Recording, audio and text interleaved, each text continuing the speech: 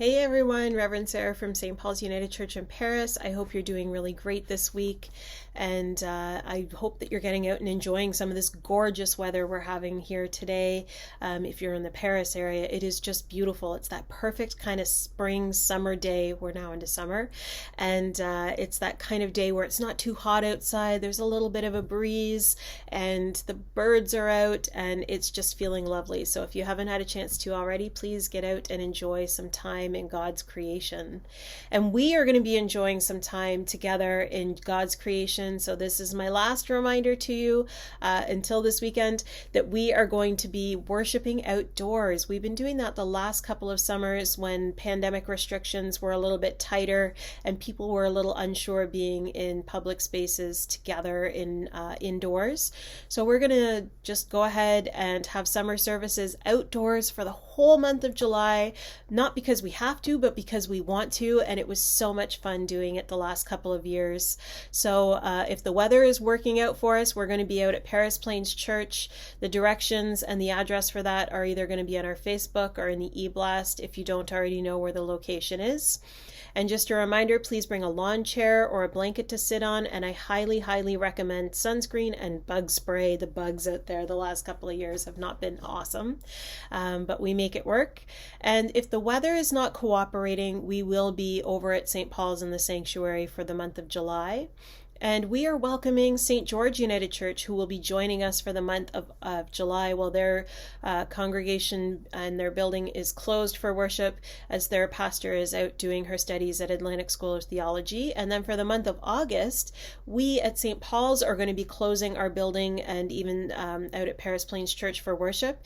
And we're inviting all of you who are going to be worshiping in August to head over to St. George United Church and share in worship there.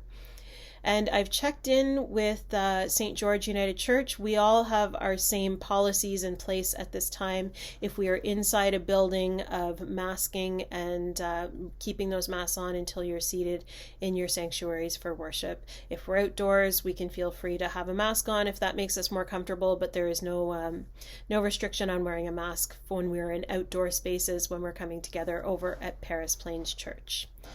I think that's all of my announcements and reminders. As we do shift into this time and this place, we are at the last day of school tomorrow for all of our public schools. High schools sort of finished up last week, and we know that teachers and administrators and support staff, principals and vice principals and custodians, crosswalk guardians and bus drivers, everybody's kind of shifting into a different mode for the summer.